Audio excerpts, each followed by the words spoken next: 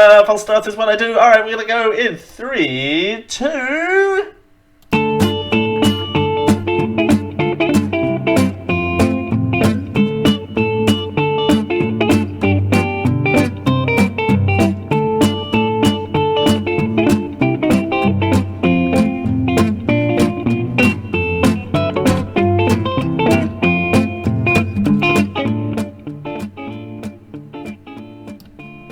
Join internet sweetheart Dale. No, that's not quite right. What's another? Join your master of ceremonies, Dale. No, that's too formal. I got an idea.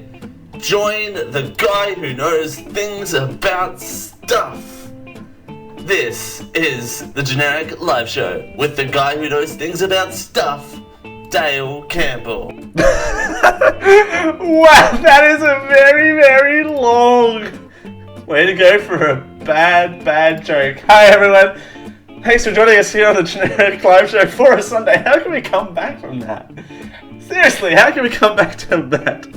Thanks for joining us here on the Generic Live Show for a Sunday. It's Dale Campbell here with you. We're doing it for Geek.io. Thanks for joining us here on a Sunday on Twitch. And, man, we haven't shouted this out for a while. Theme music, Cantina Rag by Jackson F. Smith. Listen to this. And his rendition of the Cantina Rag. No, that was me fading. That wasn't the song ending because the bumper was so long. That bumper, I'm gonna sprinkle those bumpers out throughout the next couple of weeks. I did spend some time today recording some new material for the Generic Live Show because I was feeling it today. And I also had the day off. So, that also helps. So, there you go. We've got new, fresh content from the Generic Live Show. And, of course, we're going to be using the old ones. And it's more variety. So, there you go on that. It is 9:02 p.m. Australian Eastern Standard Time. We started on time, but now we're starting late. Because, of course, we are. Thanks for joining us here on the Generic Live Show for a Sunday. Well, 2016 was rough for more than one person or another, but one of the more hilarious moments of 2016, particularly if you are an Australian. Oh, by the way, side note, today's show, very Australian heavy, because, yeah, my bias was hanging out when I was putting together the show this week, so there you go. Plus also, when I was putting the show together, there wasn't much international news, so we might sprinkle some international news throughout this show, like how Germany now has gay marriage. So there you go. Okay, now back to hilarious blunders, tech blunders of 2016. So 2016, the big thing was the census, which happens every 4 years in Australia. So every 4 years, traditionally, we used to have a big paper form get mailed out to everyone who was on the electoral roll, because of course voting is compulsory, so you have to be on a roll to vote in Australia. So you have to forms used to be mailed out as per that. So, but instead, what happened last year was the Australian Bureau of Statistics thought they would try and quote unquote stay with the times. That was actually an official statement from the ABS when the census came in, and they said that we're going to be doing an electronic version of the census and then trying to phase out the paper version. I mean, I think I talked about all this on the show. You can go in the archives, but moral of the story is it failed miserably, and they're like, oh, but if you still don't do it by this deadline, you'll get fined. And then we're like, fines won't happen. So that was previously on the Australian census. The current, and we now flash to current day. It is the 2nd of July 2017. Thanks for joining us. Dale Campbell here with you, and we have the results. Ow, I jerked my arm out of place. Ow, that. So we've got the 2016 data. Apparently only 96% of people filled out the Australian census because of the wave of fines. Normally the survey is at like 99. This is of eligible people that could do the census. Of course,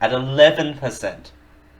And that old Sydney versus Melbourne thing, it's still Harbour City with 4.8, but at 4.4 is Melbourne. So more people live in Sydney than Melbourne. Australia's capital cities, including Darwin at 14%, 12% for Melbourne, and 12% for Perth. There you go. Hobart is the slowest growing city at 5.1%. Not surprising.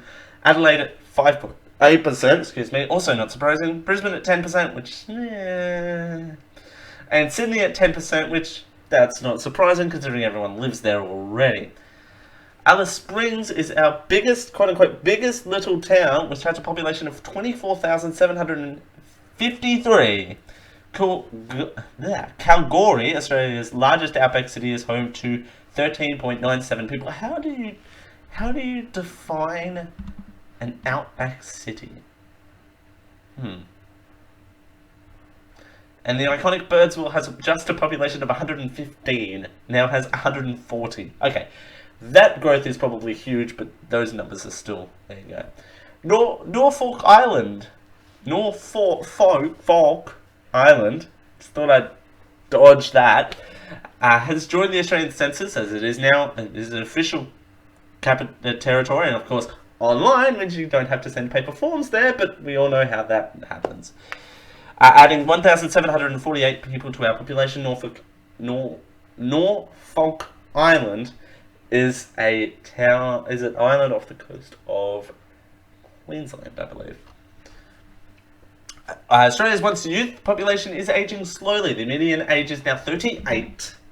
It was 23 in 1911, 28 in 1996, and 37 in 2011. So that's not... it's aging slowly. As the baby boomer generation matures, 1 in 6 are now over 65, compared to 1 in 7 in 2011 and 1 in 25 in 1911, so that's fine. The greying Australian countries with 84,000 more people aged 85 or older. That's 2.1% of our resident population. Jeepers. Okay. Women are living older than men, not surprisingly, because women are awesome like that, I suppose. One of those people aged 65 or older, 54% were women, 46% were men. People were those aged 65 and older, 63% were women, and 37% were men. Now we take a look at first Australians. The Torres Strait or Islanders make up 18% of Australia's population, which grew in the past. Oh, sorry. Try that whole sentence again, because I can't read. The Torres Strait Island number has grown by 18%, representing 2.8% of Australia's population. That's better. More than 6 out of 10 reported being Torres Strait or Torres Strait Islander. Origin in 2016, live in New South Wales and Queensland. They also make up more than 1/4 at 26%. There. Of the population of the Northern Territory, easily the highest proportion of any state and territory. Now, mainly I think it's because they are remote in nature. I'm just going to put that out there, and hopefully I don't get any hate mail. So where do these people come from? Well, Australians are born in close to 200 different countries. More than 300 languages are spoken, including Auslan, which is Australian Sign Language. More than 100 religions and 300 different ancestries. Okay, extremists, I'm going to email the show. I know what you're thinking. And just no. Please no. The census shows that Australia's highest population born overseas is 26% more than the United States, 14% more than Canada. No, what? Oh, 20... can't read number. Dale does math. Okay. Australia has a high proportion of overseas-born people at 26%, more than the United States, which is at 14%. I don't know why I'm doing this on the camera. I'm doing the brackets for some reason. Canada at 22% and New Zealand at 23%. What about the United Kingdom? You say 13%, which makes Australia a highly diverse nation. Indeed. And that's not a surprise. Religion, I'll leave out of it because I want to analyze an article that goes into that next hour. So let's go to money, money, money. God, if if we had some help on the show, I would make sure that I had the money clip up, but I don't. So there you go. Our collective faith is in decline. Aww. Our median personal incomes are rising. Hang on. How does that live in that? Anyway, our weekly median was 662 for people aged 15 years and over, and which is up from 557 in 2011.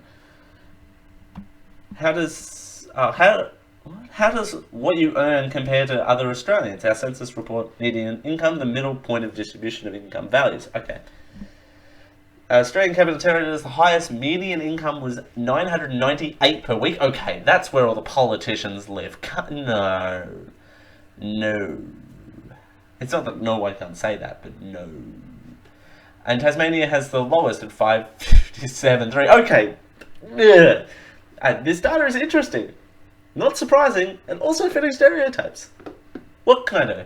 The national picture runs down to Northern Territory at 871, Western Australia at 724, New South Wales at 664, Victoria at 664, Queensland at 660, and South Australia at 600. Wow, okay, no, that is... the Northern Territory having a high median average, that's good. 31% of Australians own their house outright, 34% is on a mortgage, and 31% is being rented. So there you go. While separate houses still account for most homes in Australia, at 72%, there is a large increase in other forms of dwelling, such as flats, apartments, semi-detached row housing, or town housing. So I fit in that last category. Which is more than a quarter again, 26% of all Australian housing. All higher density residential development, which is not surprising. And the actual report from the ABS, which is why this is sounding reedy, is saying our castles are being close together. There is a saying in Australia, which I don't know if I can say on the show. Might have to beep this out, I'll say. I can do a clean version. Okay, so the clean version of this saying is, man, we live... I'm trying to think of the clean version. Man, the neighbours are so close you can see into their backyard. That is one version. I will type the dirty version into the chat room.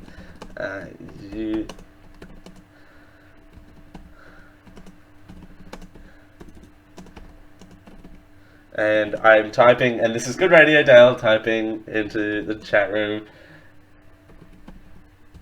There you go. I just realized I spelled dirty wrong. I spelled duty. Okay, those listening live, I spelled the word duty. Duty!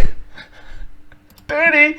Your duty is to do what that saying is. So there you go. There's the dirty version. There you go.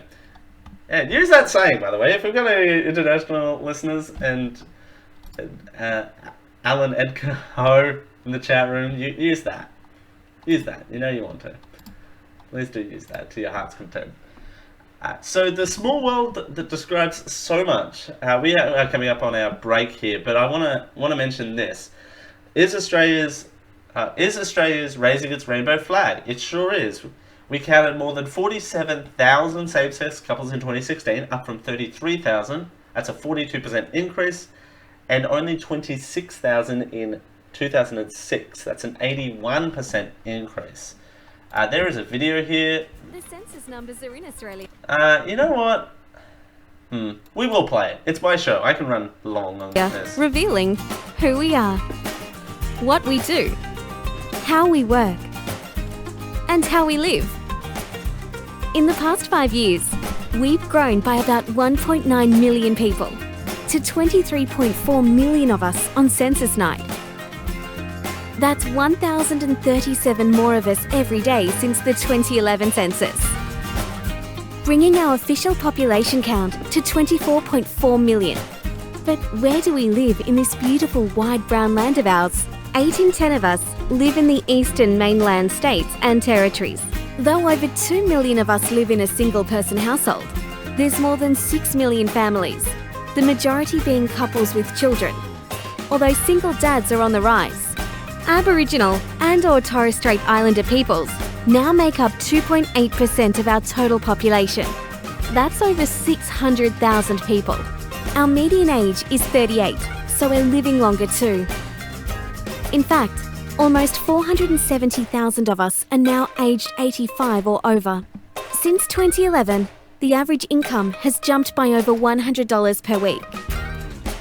While young people leave their faith as they grow up, Australia remains a religious country, with 60% of the population reporting a religious belief. And when it comes to diversity, with about 200 countries of birth, over 300 languages, over 100 religions throughout our communities, and more than 26% of us born overseas, we're a nation of nations. Find out more about who we are at abs.gov.au. Indeed. As we continue here on the Genetic Live Show, I feel like that was like very data focused, but I think it's important to finally release the results of that census, even though it was only at a 96%. 96 is still pretty good as a completion rate, but as a completion rate of 96, it's always good to share with the world what Australia has to offer. So there you go. Right now, Australia has to offer the Generic Lab Show. As we continue here on the Generic Lab Show, we'll run down, there are some new road rules. And we'll run them down what they are and see if they're any good or not. As we are wont to do on the Generic Lab Show. This is the Generic Lab Show with Dale Campbell. Thanks for joining us here on GLS for a Sunday. We're doing it for Geek.io. It's 9:22.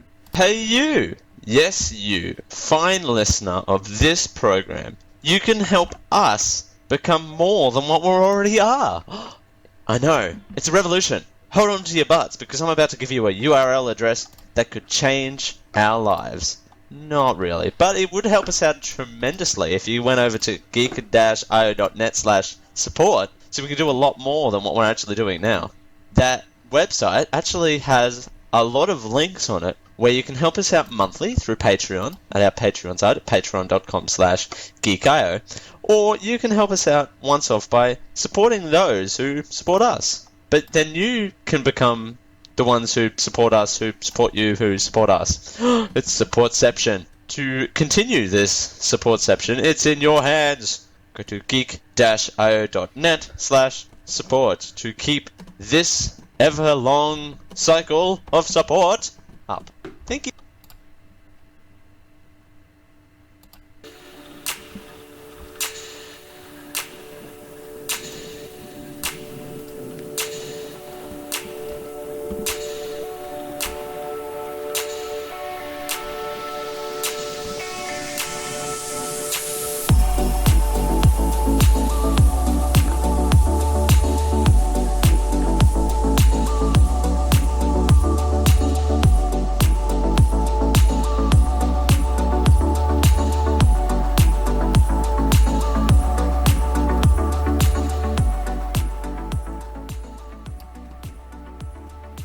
Hold on tight. This is the Generic Live Show. Whoa, hello! Thanks for joining us here on the Generic Live Show for a Sunday. It's Dale Kemper here with you. We're doing it for Geek.io. And wow, I don't know why. This song's got vocals in it apparently, so there you go. That's That's exciting to look forward to. We're doing it on Twitch. Twitch.tv/genericliveshow, geek-io.net/live. Alright. Woohoo! Alright, time to brush up on your road rules with 5 changes you need to know that are coming into force. These are in Victoria, so do keep that in mind. So one thing that is I'll just stick to the script, will you please? Just don't go off the rails. Okay, I'm having a lot of conversations with myself today. I just realised, hey, this is the whole show talking to myself. Okay, motorists and cyclists will be confined with 5 new road rules which come into force on Saturday. The new road rules starting July 1 include on-the-spot fines for cyclists checking mobile/cell phones, and a new giveaway rules for vehicles at intersections with bike crossing lights. Other rule changes will permit cyclists and coaches to use bus lanes, while a rule that prohibited people from driving in an empty bicycle carrier attached to the rear of the vehicle has been removed. Okay, so the rule now... Okay. Other rule changes will permit cyclists to run... Okay, one rule that's being removed is cyclists carrying an empty carrier on for a cyclist will be removed. Okay, there you go. The new rules were in addition to a recently announced change that drivers must slow to 40 kilometers an hour for emergency service vehicles. And there is a thing here that hopefully loads. And it's going to play... Oh, we've got this coming in. This just in.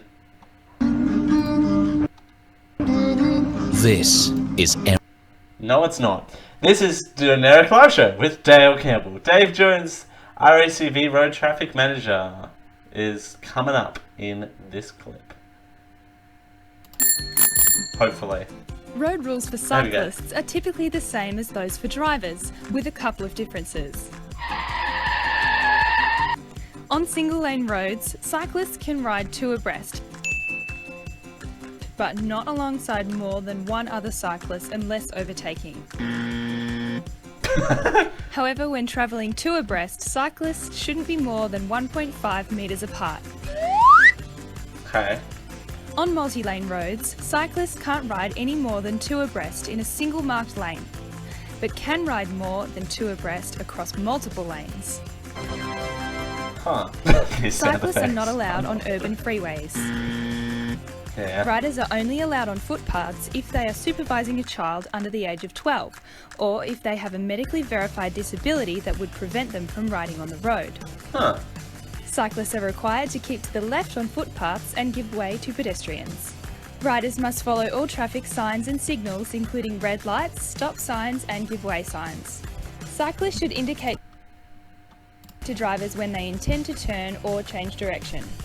Cyclists must not ride on the left side of a vehicle that's indicating it's going to turn left. If a car is indicating it will turn, the cyclist should ride behind the vehicle. Cyclists must obey the speed limit, and it's an offence to ride at a dangerous speed. Riders should look out for drivers and passengers getting in and out of parked cars, and be aware of the risk of car doors opening, just as drivers and passengers should be aware of any cyclists when opening car doors. When riding at night, cyclists must have a white light on the front and a red light and red reflector on the back. Cyclists are required to wear helmets on Victorian roads at all times. All bikes on the road must have a working bell. Oh. Okay, so I didn't know that. Wow. Also, caught in the middle of drinking coffee live on the air. Dale, wow, you run a freestyle show, don't you? You must be asking. So okay, that's interesting. I didn't know that they have to have a working bell. This next bit of audio is called the Cyclist v Motorist, but I also want to point out something. Can I get a small car that doesn't compromise on safety? No, you can't get a small car that compromises safety. That is not allowed. That is not allowed. Also, I didn't know that all bicycles in Victoria had to have a working bell. That seems like smart. This one is Cyclist versus Motorist. And if it has no audio, that has no other audio, just gonna keep talking over it while And it looks like... Whoa, what is this? Oh, okay. No, I wanna do this. What's this thing? This is in Perth, by the way.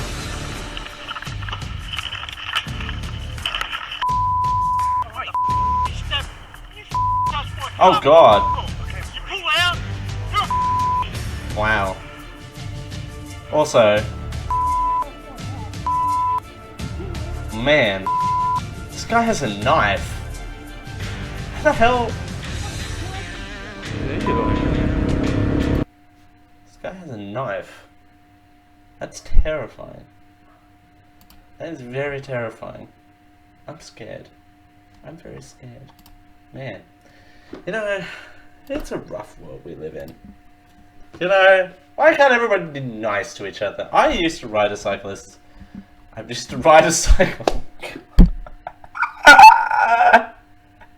Alright, ad break, no.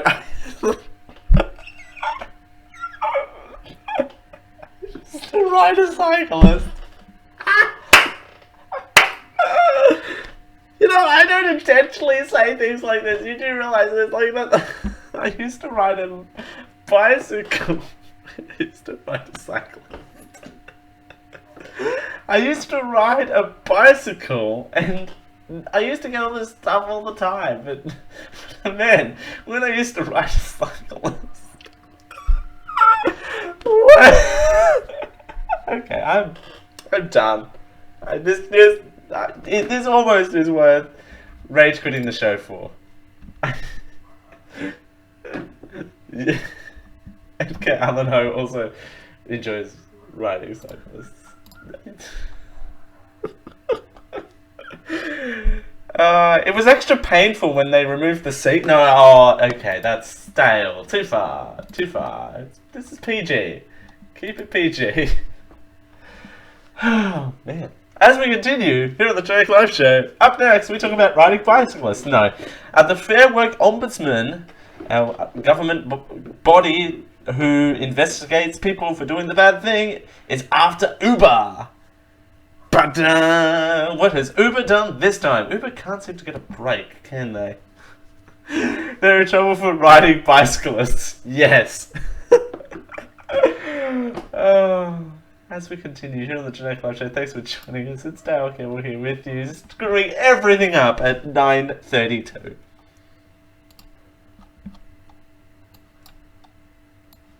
Generic Live Show is sponsored by Tweaked Audio. With 7 styles and 7 colours, there are mic'd and non-mic'd options available. Designed to sound great with music and talk, and engineered for durability.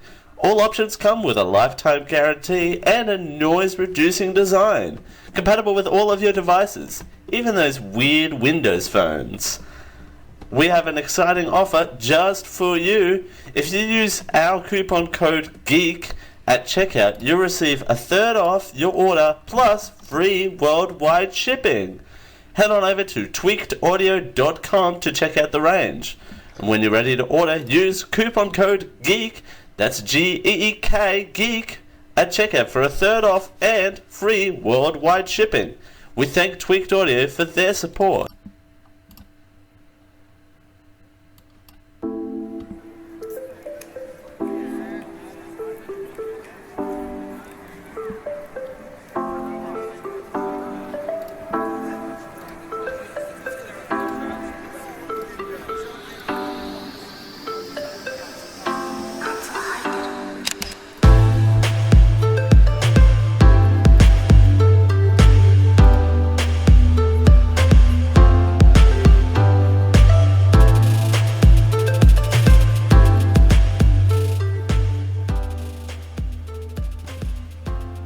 You finally found the most generic live show.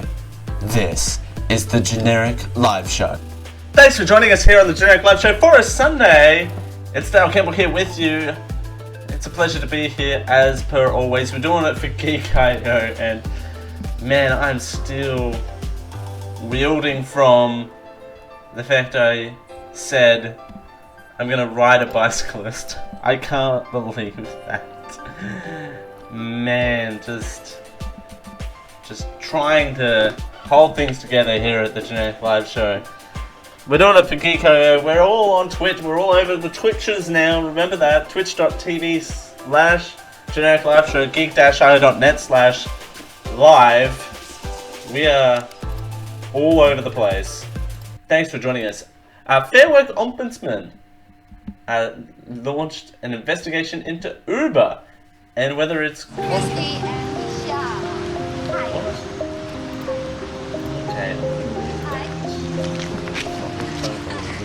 Say hi. At NAB, Fair Work we Ombudsman know has launched an life is about investigation into more Uber, than money. whether it's contacts with tens of thousands of Australians in breach of federal workplace laws. Here is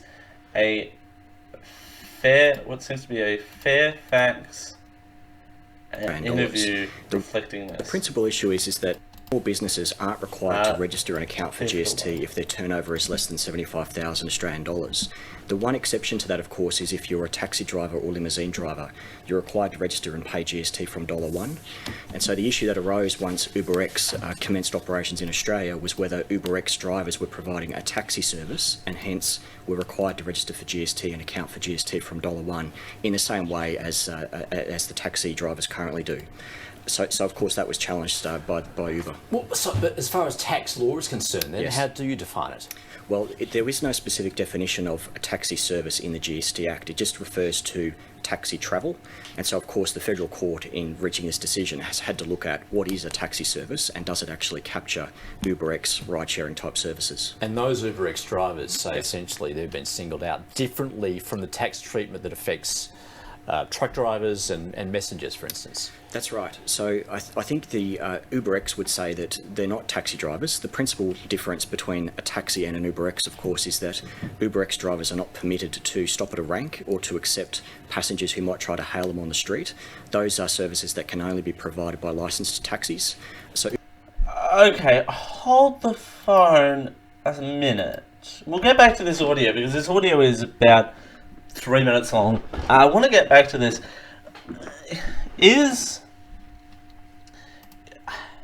I'm afraid that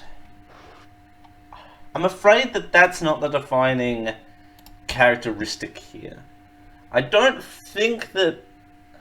They might get to it in the clip, but I don't think Uber has challenged this. Now, I agree that every organization has to pay GST on what they earn and what purchases they make. I pay GST for most of all of my stuff.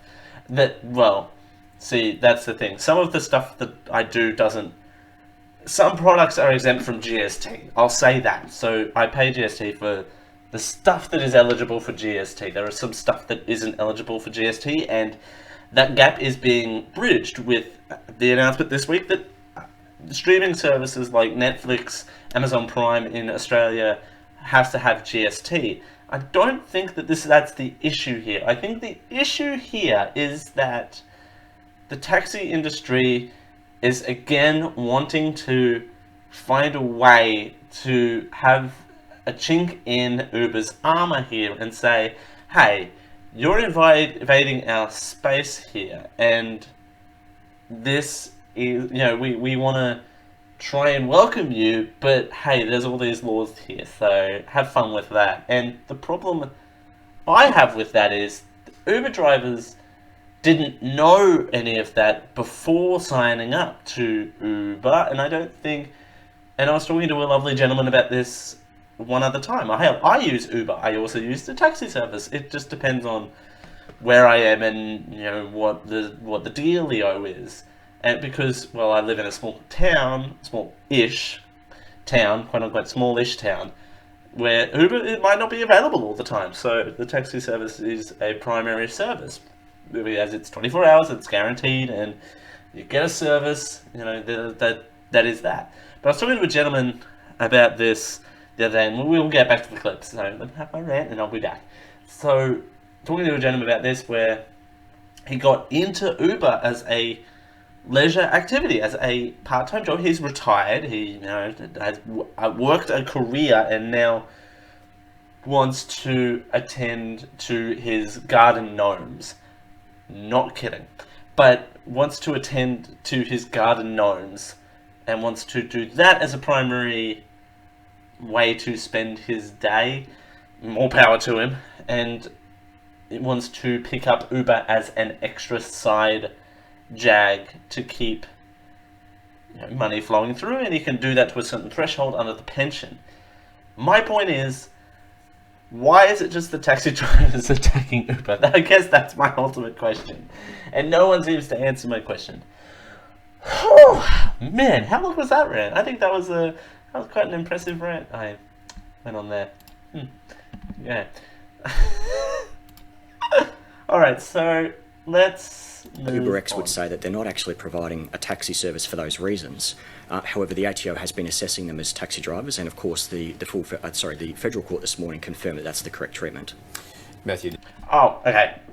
That's where I was going with that rant. Yes, considering them as taxi drivers, I wouldn't consider UberX the service as a taxi. I wouldn't consider them as taxi drivers, but they are providing a taxi service. Definitely, yes. The concept of picking up a passenger and delivering them. It sounds like they're a courier service. Picking them up and dropping them off where they live, and filling out a little. If they can't find their way home, filling out a little card and slipping it in the mailbox without knocking before. That's definitely an Uber. It's definitely Uber, guys. I promise. I swear. Uber's different here in Australia. It's fine. But I would have to agree there that they are a taxi service. So they are providing a taxi service. Whether they're a taxi or not, that's yet to be determined. But anyway, we'll move on. This throws up a whole number of possibilities and inconsistencies perhaps in the law as far as the sharing economy is concerned. It's not just Uber drivers. For instance, we talk about with the rental of a house, and Airbnb as one of the parts of that sharing economy. That's right. What's the application there for the law? So the issues that were decided in this particular case are specific to the taxi and ride-sharing industry. However, you're quite right that a lot of GST issues have arisen for the sharing economy more broadly, including in respect of accommodation sharing. The ATO has issued separate guidance in relation to that, and their view is that accommodation that's provided in homes is not subject to GST, but there's different GST considerations that arise. Yeah, because it depends on the circumstances, doesn't it? Yeah. What someone could essentially book their house out for months on end. Yep. In that case, would they still not be subject to GST that's right. or any sort of tax? They certainly wouldn't be subject to GST. The argument being that effectively it's equivalent to residential rent, which is not subject to GST. But I think you're dead right that this type of case is emblematic of the problems that arise with disruptive technologies and business models. And we've seen the same thing in relation to Bitcoin and cryptocurrencies and the GST treatment of those. So Scott Morrison last year announced that the GST Act would be amended to address those issues. So is it fair to say the law is struggling to keep up? I think it is. Yes, that's right. It's a real challenge for both our regulators and also our policy setters, and as well for business, of course, to try and keep abreast of all of these developments. So that was an interview with a tax specialist. That wasn't anyone representing the ATO. Just want to put that out there.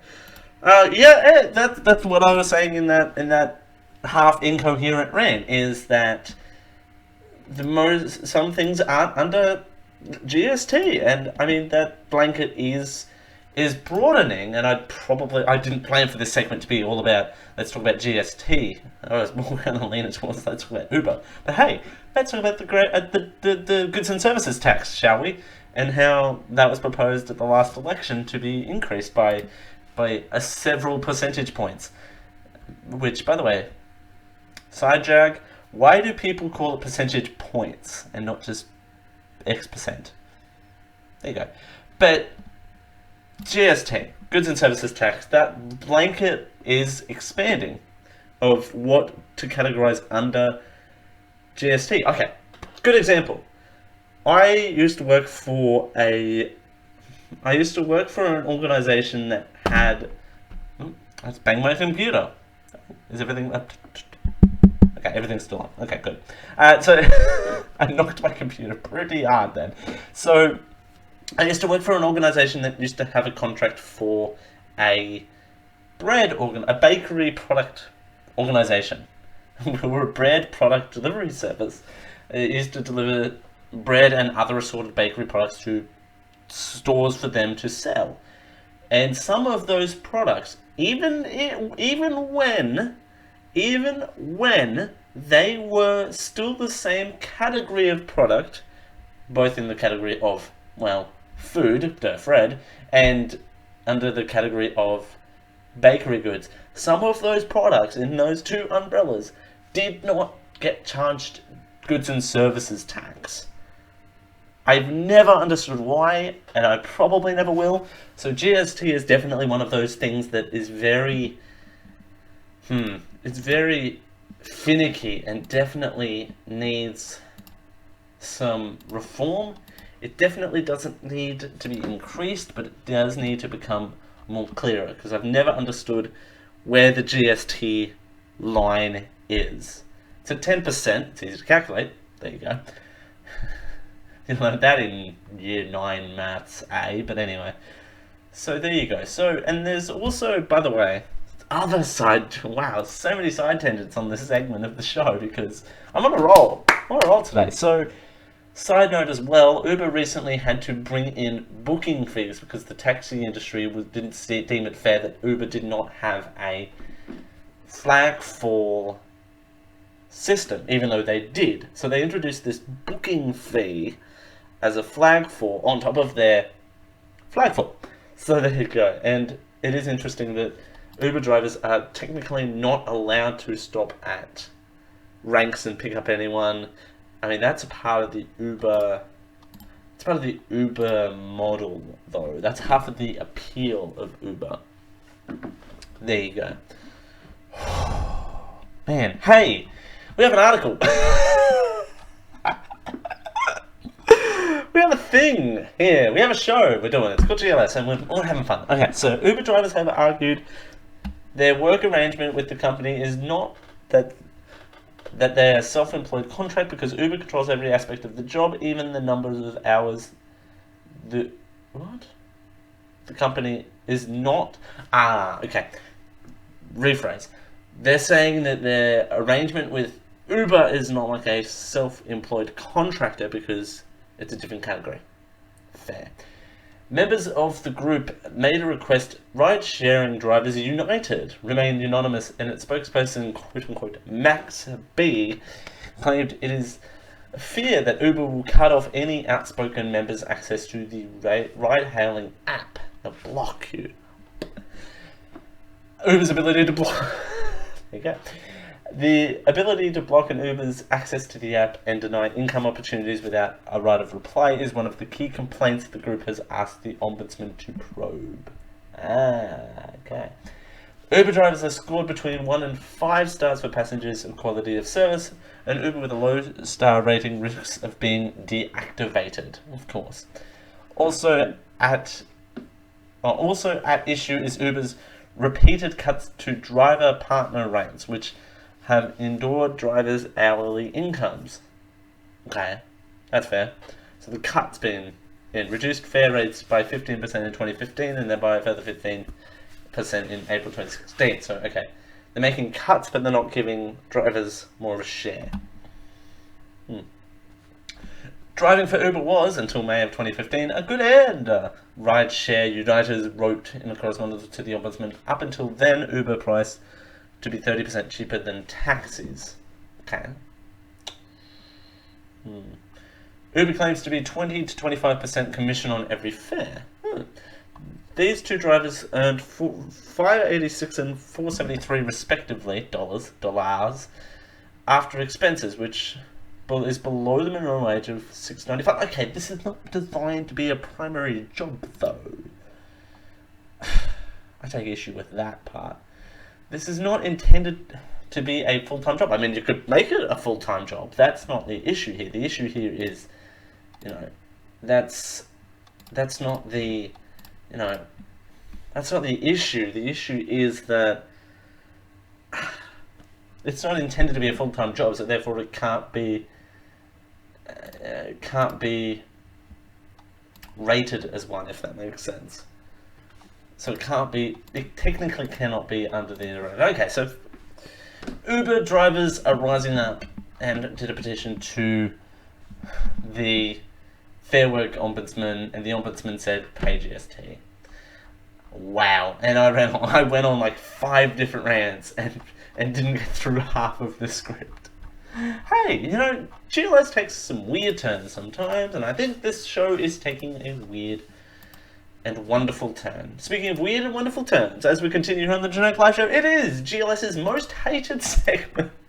I continue to do it. No, this is no, it's not hated, it's divisive. This is the Generic Live Show's most divisive segment. Again, this is the most decisive segment that we've done on this show. Ladies and gentlemen, it's hour 1. As you know, what we do in hour 1, we do the Trump Tracker. This is where we track the president and what he does in the week. As we continue here on the Generic Live Show for a Sunday, we're doing it for Geek.io. It's Dale Campbell here with you. Thanks for joining. Yes, we're on Twitch, we're on YouTube, on podcast. We're everywhere, man.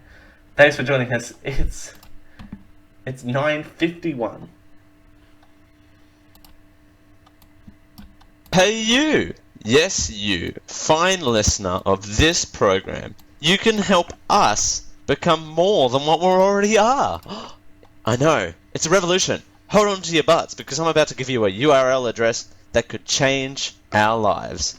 Not really, but it would help us out tremendously if you went over to geek-io.net/support, so we can do a lot more than what we're actually doing now. That website actually has a lot of links on it where you can help us out monthly through Patreon at our Patreon site at patreon.com/geek.io, or you can help us out once off by supporting those who support us. But then you can become the ones who support us, who support you, who support us. It's Supportception. To continue this Supportception, it's in your hands. Go to geek-io.net/support. Generic Live Show is sponsored by ProXPN. ProXPN is an uber-secure VPN that believes you should be able to use the internet how you want to, by encrypting all traffic that goes through it. It keeps all of your data private, and your IP is completely hidden, so your location is secure. Keeps you safe from stupid cable 6 strike rules, and more. With everything going on, ProXPN is a good investment and is very affordable, and won't break the bank. Keep your traffic safe. Go to proxpn.com and use GEEK20, that's GEEK, number 2, number 0, GEEK20, for 20% off the already really low price, starting at $6.25 a month. We thank ProXPN for their support of the Generic Live Show. This podcast is proudly sponsored by Amazon. Amazon has all of your needs for all occasions.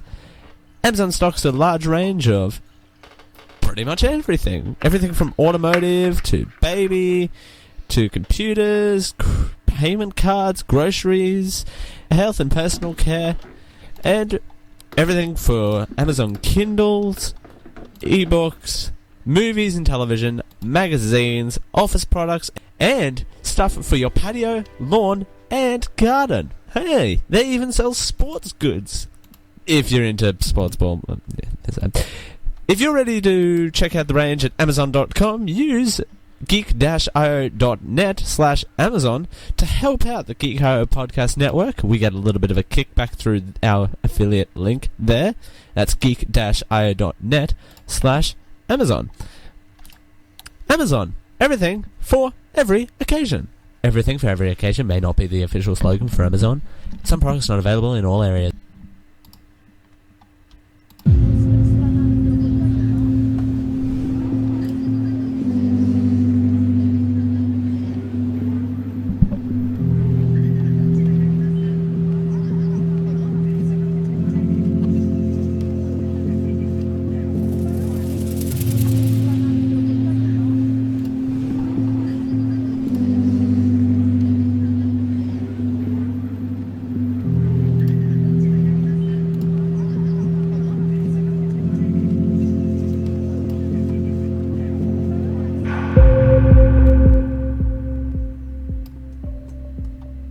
We're here to give you a big dose of genericness.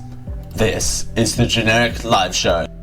Thanks for joining us here on the Generic Live Show for a Sunday. It's Dale Campbell here with you. We're doing it for Geek.io. I was about to say we're doing it for Generic Live Show, but don't fret, that is obvious. Thanks for joining us here on the Generic Live Show. Now it's time for everyone's favorite segment. Ladies and gentlemen, it's time for the Trump Tracker. Indeed. Ladies and gentlemen, Trump Tracker. It is day 164 of the Trump administration. Don't want to freak you out, but he has 1,296 days left in his term. We're tracking, us along with the Washington Post are tracking the progress of 60 pledges he made during his campaign and whether or not he achieves his goals. Indeed. Now, our favourite time of this is seeing what else on the Trump Tracker has come true, which, yeah, he's launched a bunch of things and hasn't finished them, so that's also exciting, but what's also exciting is some of the stuff that he has yet to do. Make Mexico reimburse the United States for the full cost of the wall. Build the wall. I mean, that's also has to happen. Establish a 5-year mandatory minimum federal prison sentence for illegally re-entering for those with felony convictions. Multiple misdemeanor convictions or 2 or more prior deportations. Man, that is a lot to say in one sentence. But funny side note for Trump for this week was when he was accusing who was it? Amazon. When he was accusing Amazon of not paying, quote, internet taxes, unquote, which apparently I found out that earlier this week is not actually a thing in the United States. So, I mean, that's definitely not a thing. So it's interesting that he was trying to accuse someone of not doing something that he was doing. But I think Trump himself has been pretty quiet, at least from my knowledge. This Trump Tracker has a couple of things on it that is interesting.